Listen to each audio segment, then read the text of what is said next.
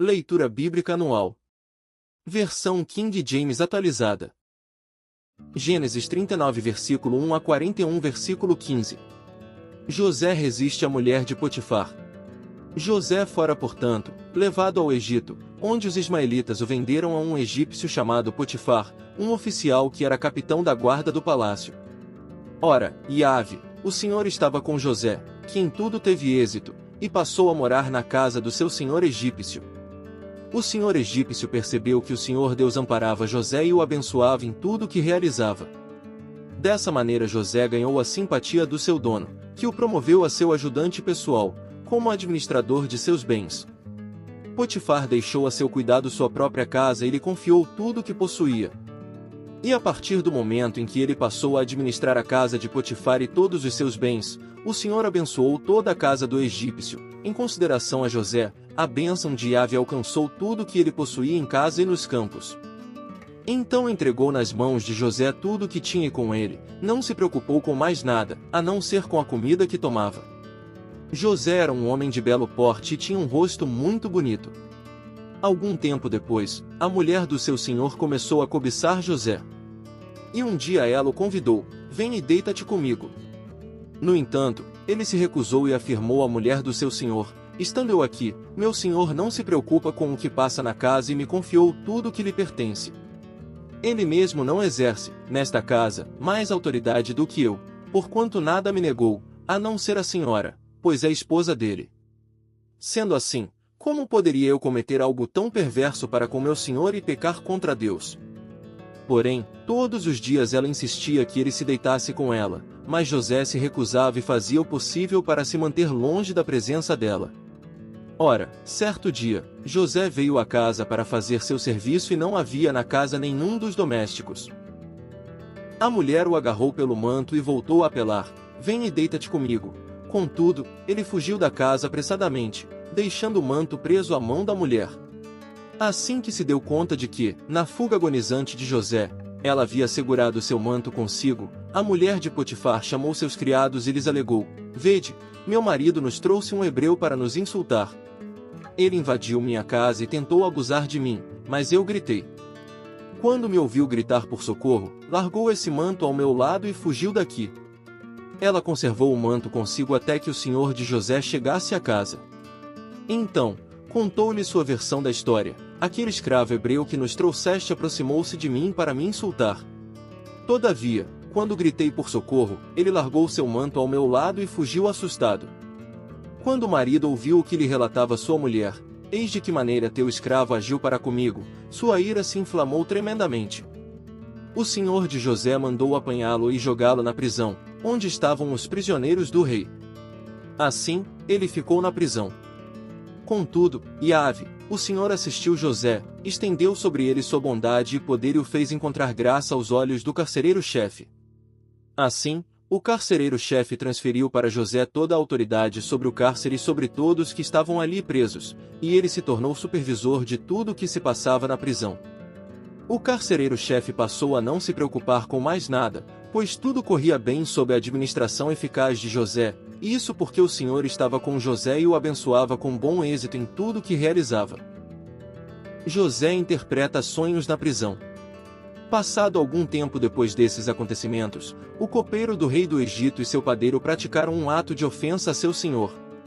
O faraó irou-se com os dois oficiais, o chefe dos copeiros e o chefe dos padeiros, e mandou que fossem presos na casa do capitão da guarda, na mesma prisão em que José se encontrava. Então o capitão da guarda os confiou aos cuidados de José para que o servisse, e ficaram certo tempo detidos. Ora, numa mesma noite, os dois, o copeiro e o padeiro do rei do Egito, que estavam detidos na prisão, tiveram um sonho, cada qual com a sua significação. Logo ao romper do dia, vindo encontrá-los, José percebeu que estavam preocupados. E indagou aos eunucos do faraó que também estavam presos na casa do seu senhor: "Por que tendes hoje o vosso rosto abatido?" Eles lhe responderam: "Tivemos sonhos estranhos, e não há ninguém que os consiga interpretar." Mas José lhes explicou: "É Deus quem dá a interpretação, todavia contai-me os sonhos." O chefe dos copeiros tomou a iniciativa e narrou a José o sonho que tivera: "Sonhei que havia diante de mim uma videira. e na videira 3 ramos. Eis que ela brotou, floresceu e produziu uvas que amadureciam em cachos. Eu tinha em minha mão a taça do faraó. Apanhei os cachos de uva, espremi-os na taça do faraó e coloquei a taça nas mãos do faraó. Então, José lhe revelou: eis o que isso significa, os 3 ramos representam 3 dias. Mais 3 dias e o faraó te erguerá a cabeça e te restituirá o emprego. Colocarás a taça do faraó em suas mãos, como outrora tinhas a responsabilidade de fazer, quando eras seu copeiro de confiança. Contudo, lembra-te de mim, quando estiveres vivendo bem na companhia do faraó, e tenha bondade de interceder por mim junto ao rei, ajudando-me, assim, a sair desta cadeia. Em verdade fui trazido à força da terra dos hebreus, e também aqui nada fiz para ser jogado neste calabouço. Ouvindo, pois, o chefe dos padeiros essa interpretação promissora, imediatamente rogou a José: eu também tive um sonho. Havia 3 cestas de bolo sobre a minha cabeça. Na cesta mais alta havia todos os tipos de doces que o faraó aprecia, mas as aves os comiam na cesta, sobre a minha cabeça. Então José lhe redarguiu, da seguinte maneira: eis o que significa este sonho, as 3 cestas representam 3 dias. Mais 3 dias ainda e o faraó te erguerá a cabeça, mandará decapitá-lo e empalar teu corpo numa estaca, e as aves comerão a tua carne. 3 dias se passaram e era a comemoração do dia do nascimento do faraó, e ele ofereceu um banquete a todos os seus conselheiros. Na presença de toda a corte reapresentou o chefe dos copeiros e o chefe dos padeiros. Restaurou o chefe dos copeiros a sua posição original, de modo que ele retomou plenamente suas funções junto ao rei, e voltou a ser aquela pessoa de confiança que serve a taça do faraó. Entretanto, ao chefe dos padeiros mandou decapitar e empalar, exatamente como José lhes revelara, em sua interpretação dos sonhos de ambos. Apesar de tudo, o chefe dos copeiros não se lembrou de José, ao contrário, esqueceu-se completamente dele. Deus não se esqueceu de José. 2 anos se passaram. Certo dia, o rei do Egito sonhou que estava em pé à margem do rio Nilo. De repente, saíram do rio 7 vacas vistosas e gordas, que começaram a pastar entre os juncos que vicejam à beira do rio. Logo em seguida saíram do rio outras 7 vacas, de aparência feia e mal alimentadas, e se alinharam ao lado das primeiras, na margem do Nilo. Então, aconteceu que as vacas feias e magras engoliram as bonitas e gordas. Foi quando o faraó acordou assustado.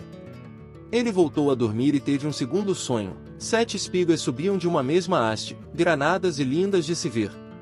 Mas eis que 7 espigas mirradas e queimadas pelo sol e vento orientais nasciam atrás delas. Então, aconteceu que as espigas mirradas devoraram as 7 espigas graúdas e cheias.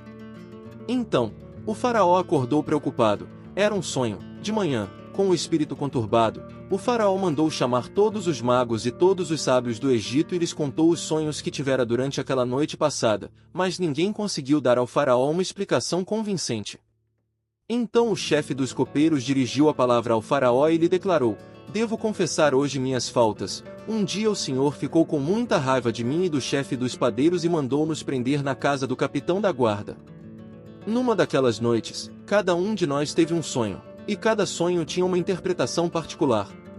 Pois bem, havia ali conosco um jovem hebreu, um escravo do capitão da guarda. Contamos a ele nossos sonhos, e ele nos revelou os seus significados, proporcionando a cada um de nós a interpretação exata do seu próprio sonho. E tudo aconteceu de acordo com o que ele nos dissera. Eu fui restaurado à minha posição de confiança e o padeiro foi empalado. Assim que ouviu isso, o faraó mandou chamar José, que foi trazido às pressas da prisão onde estava. Depois de se barbear e trocar de roupa, apresentou-se perante o faraó. Então o faraó dirigiu a palavra a José e declarou: eu tive sonhos que ninguém consegue interpretar. Entretanto, ouvi dizer de ti que quando ouves qualquer sonho podes decifrá-lo. Mateus 12 versículo 46 a 13 versículo 23. Enquanto Jesus estava pregando à grande multidão, do lado de fora, sua mãe e seus irmãos procuravam falar com ele. Então alguém o avisou: tua mãe e teus irmãos estão lá fora e desejam falar-te. Jesus, entretanto, respondeu ao que lhe trouxera a informação: quem é minha mãe e quem são os meus irmãos? E estendendo a mão na direção dos discípulos, afirmou: Eis minha mãe e meus irmãos. Pois todo aquele que faz a vontade de meu Pai que está nos céus, este é meu irmão, minha irmã e minha mãe. Naquele mesmo dia Jesus saiu de casa e foi assentar-se à beira-mar. Uma grande multidão reuniu-se ao seu redor e por esse motivo, entrou num barco e assentou-se. E todo o povo estava em pé na praia. Jesus ensinou-lhes então muitas coisas por meio de parábolas, como esta: Eis que um semeador saiu a semear. Enquanto realizava a semeadura, parte dela caiu à beira do caminho e, vindo as aves, a devoraram. Outra parte caiu em terreno rochoso, onde havia uma fina camada de terra, e logo brotou, pois o solo não era profundo. Porém, quando veio o sol, as plantas se queimaram, e por não terem raiz, secaram. Outra parte caiu entre os espinhos. Estes, ao crescer, sufocaram as plantas. Contudo, uma parte caiu em boa terra, produzindo generosa colheita, a 100, 60 e 30 por 1. Aquele que tem ouvidos para ouvir, que ouça o propósito das parábolas. Então, os discípulos se aproximaram dele e perguntaram: Por que lhes falas por meio de parábolas? Ao que ele respondeu: Porque a vós outros foi dado o conhecimento dos mistérios do reino dos céus, mas a eles isso não lhes foi concedido. Pois a quem tem, mais se lhe dará, e terá em abundância, mas, ao que quase não tem, até o que tem lhe será tirado. Por isso lhes falo por meio de parábolas, porque, vendo, não enxergam, e escutando, não ouvem, muito menos compreendem. Nele se cumpre a profecia de Isaías: Ainda que continuamente estejais ouvindo, jamais entendereis, mesmo que sempre estejais vendo, nunca percebereis. Posto que o coração deste povo está petrificado, de má vontade escutaram com seus ouvidos, e fecharam os seus olhos, para evitar que enxerguem com os olhos, ouçam com os ouvidos, compreendam com o coração, convertam-se, e sejam por mim curados. Mas abençoados são os vossos olhos, porque enxergam, e os vossos ouvidos, porque ouvem. Pois com certeza vos afirmo que muitos profetas e justos desejaram ver o que vedes, e não viram, e ouvir o que ouvis, e não ouviram. Jesus explica essa parábola. Portanto, atentai para o que significa a parábola do semeador. Quando uma pessoa escuta a mensagem do reino, mas não a compreende, vem o maligno e arranca o que foi semeado em seu coração. Estas são as sementes que foram semeadas à beira do caminho. O que foi semeado em terreno rochoso, esse é o que ouve a palavra e logo a aceita com alegria. Contudo, visto que não tem raiz em si mesmo, resiste por pouco tempo. E, quando por causa da palavra chegam os problemas e as perseguições, logo perde o ânimo. Quanto ao que foi semeado entre os espinhos, este é aquele que ouve a palavra, mas as preocupações desta vida e a sedução das riquezas sufocam a mensagem, tornando-a infrutífera. Mas, enfim, o que foi semeado em boa terra é aquele que ouve a palavra e a entende, este frutifica e produz grande colheita, alguns, 100, outros, 60, e ainda outros 30 vezes mais do que foi semeado. Salmos 17. Uma oração de Davi. Ouve, ó Senhor, meu justo lamento, dá atenção ao meu clamor. Responde à minha oração, que não procede de lábios mentirosos. Que minha sentença favorável venha da tua face, vejam os teus olhos onde está a justiça. Pode sondar meu coração, examinar-me a consciência durante a noite, provar-me com fogo, e iniquidade alguma encontras em mim, pois minha boca não é falsa diante de ti, como costuma agir a humanidade. Eu observei a palavra dos teus lábios e evitei o caminho dos maldosos. Meus passos seguem firmes nas tuas veredas, meus pés não escorregam. Eu clamo a ti, ó Deus meu, pois tu me respondes, inclinas para mim os teus ouvidos e ouves a minha oração. Demonstra as maravilhas do teu amor leal, tu, que com a tua destra salvas os que em ti buscam refúgio e defesa contra seus agressores. Protege-me como a pupila dos teus olhos, abriga-me à sombra das tuas asas protetoras. Longe dos ímpios que me oprimem, dos inimigos mortais que me rodeiam. Eles enchem seus corações de insensibilidade, e suas bocas transbordam de arrogância. Seguem-me os passos, e já me cercam, seus olhos estão fitos em mim, prontos para derrubar-me. São como um leão ávido pela presa escolhida, como feras sanguinárias salivando pela vítima, na tocaia. Levanta-te, Senhor! Confronta-os, arrasa-os, com tua espada, livra-me dos ímpios. Com tua mão, Senhor, livra-me das pessoas mundanas, dos homens maldosos desta terra, cuja recompensa está nesta vida. Enche-lhes o ventre de tudo o que lhes reservaste, fartem-se disso os seus filhos, e o que sobrar fique para suas crianças de colo. Eu, contudo, graças à tua justiça, verei a tua face. Quando despertar, terei a plena satisfação de ver tua semelhança em mim. Provérbios 3 versículos 33 a 35.